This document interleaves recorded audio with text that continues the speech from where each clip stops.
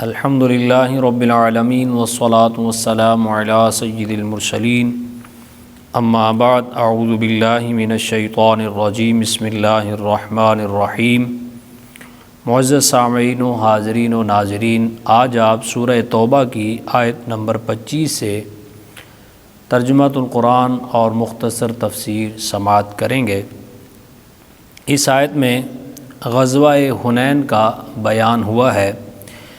فرمایا لقد نصرکم اللہ فی مواطن کثیرۃ ویوم حنین اذ اعجبتکم کثرتکم فلم تغن عنکم شیئا وضاقت علیکم الارض بما رحبت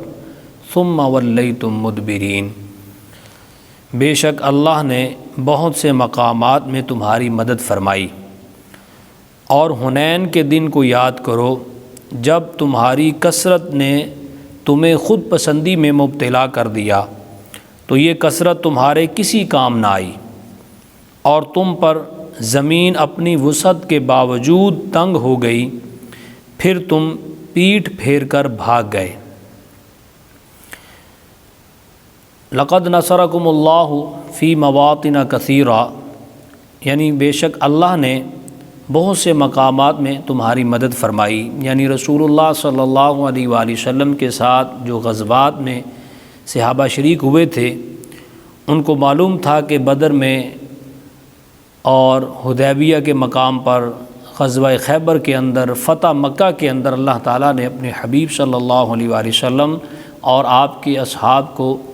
کس طرح آپ کی مدد فرمائی۔ اور حنین والے دن کیا ہوا کہ فتح مکہ کے بعد عام طور پر جو عرب کے لوگ تھے وہ مسلمان ہو گئے، اور زیادہ تر لوگ جو اسلام کی حقانیت کو پہلے ہی سمجھے ہوئے تھے مگر قریش کے ڈر سے وہ اسلام کے دامن میں نہیں آ رہے تھے، تو فتح مکہ کے بعد وہ لوگ بھی اسلام میں داخل ہو گئے، اور ان کا یقین اس بات سے بھی پختہ ہو گیا کہ وہ لوگ عقیدہ رکھتے تھے کہ کعبہ معظمہ پر کسی باطل پرست کا قبضہ نہیں ہو سکتا، تو لہٰذا جب اسلام کا قبضہ ہو گیا تو ان لوگوں کی حقانیت اور یقین کے اندر بدل گئی کہ یہ اسلام کی حقانیت ہے، اور اس کے حق ہونے پر پورا یقین ہو گیا۔ اس لیے پھر بہت سارے جو مشرکین تھے وہ اسلام قبول کر کے مسلمان ہو گئے۔ لیکن حنین کے مقام پر دو قبیلے ایسے تھے، بنو حوازن اور بنو ثقیف، وہ بڑے جنگجو اور فنون جنگ کے اندر بڑے ماہر تھے۔ انہوں نے دیکھا کہ مسلمانوں نے اکٹھے ہو کر مکہ فتح کر لیا ہے، اور قریب جتنے قبائل ہیں وہ بھی سارے اسلام قبول کر گئے ہیں،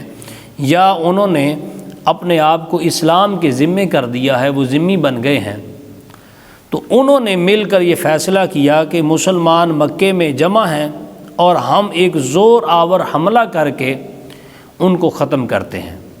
اور دونوں قبیلوں کے جو جنگجو لوگ تھے، ماہرین تھے، وہ اکٹھے ہو گئے، اور بہت سارا ساز و سامان انہوں نے اکٹھا کر لیا۔ نبی کریم صلی اللہ علیہ وآلہ وسلم کو اس بات کی جب خبر ہوئی تو آپ نے حضرت عبداللہ بن حضرت رضی اللہ تعالیٰ عنہ کو بھیجا کہ جاؤ اور حالات کی خبر لے کر آؤ۔ آپ نے آ کے رسول کریم صلی اللہ علیہ وآلہ وسلم سے عرض کیا کہ یا رسول اللہ صلی اللہ علیہ وآلہ وسلم، وہ بہت زیادہ تعداد میں اکٹھے ہوئے ہیں، اور انہوں نے اپنے بچوں کو، اپنی عورتوں کو، اپنے بوڑھوں کو، اپنے جانوروں تک انہوں نے ساتھ لے لیا ہے، اور فیصلہ کیا ہے مکے پر حملہ کرنے کا۔ تو جناب نبی کریم صلی اللہ علیہ وآلہ وسلم نے پھر صحابہ میں اعلان کیا، اور 10,000 کا لشکر جو فتح مکہ کے لیے مدینہ سے آیا تھا وہ بھی ساتھ، اور 2,000 اور جو مشرکین مسلمان ہوئے تھے یا آپ کے ذمے آ گئے تھے وہ بھی آپ کے ساتھ چلے۔ 12,000 کا لشکر جریر اور جاہ و جلال اور شان و شوکت کے ساتھ جب مکہ سے روانہ ہوا تو چند صحابہ کرام نے اسلام کے اس لشکر کے جاہ و جلال کی وجہ سے یہ الفاظ کہہ دیے کہ بھلا آج ہمیں کون مغلوب کر سکتا ہے۔ اتنے بڑے لشکر کو دیکھ کر اور شان و شوکت کو دیکھ کر، جاہ و جلال کو دیکھ کر ان کے منہ سے جب یہ جملہ نکلا کہ بھلا آج ہم پر کوئی غالب آ سکتا ہے، ہمیں کوئی مغلوب نہیں کر سکتا، تو یہ بات اللہ تعالیٰ کو ناپسند ہوئی۔ اور پھر اس کا نتیجہ کیا ہوا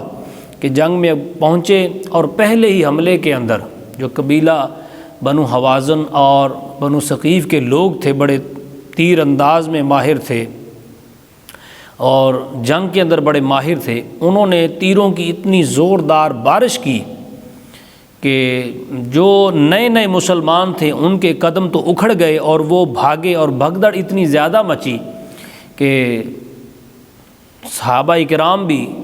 اس بھگدڑ کا شکار ہو گئے اور وہ بھی پیٹ پیر کر بھاگے۔ تفاسیر کے اندر آتا ہے کہ 300 سے 400 کے قریب لوگ نبی پاک صلی اللہ علیہ وسلم کے ساتھ رہ گئے، باقی سب وہاں سے انہوں نے بھاگنا شروع کیا۔ تو جب یہ منظر نبی کائنات صلی اللہ علیہ وآلہ وسلم نے دیکھا تو اس وقت پھر حضور سیدی جان کائنات صلی اللہ علیہ وآلہ وسلم استقامت کا پہاڑ بن کر میدان میں کھڑے ہوئے، بلکہ کھڑے نہیں ہوئے، سفید خچر پر آپ سوار تھے، پھر آپ میدان میں ان تیروں کی بارش میں آگے بڑھے، اور اس وقت حضور کی زبان پر یہ رجز تھا، فرمایا انا النبی لا کذب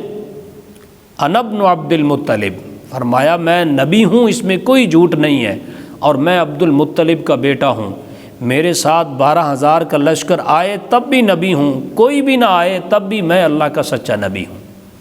جب یہ بات دیکھی حضرت عباس رضی اللہ تعالیٰ عنہ کی آواز ذرا بلند تھی، انہوں نے پھر یا معاشر الانصار اور الیہ اصحاب البدر الیہ اصحاب الشجرہ، اس طرح کی جب آوازیں لگائی زوردار، تو پھر انہی پیروں پہ واپس دوڑے اور پھر اتنے زور سے حملہ کیا کہ جو ان کا بڑا جو تیر انداز اور بڑا علمبردار تھا عثمان بن عبداللہ، وہ قتل ہو گیا، اور پھر یکدم جنگ کا پانسا پلٹ گیا اور مسلمانوں کو اللہ تعالیٰ نے فتح عطا فرمائی، اور اس میں کثیر تعداد میں پھر مال غنیمت مسلمانوں کے ہاتھ آیا۔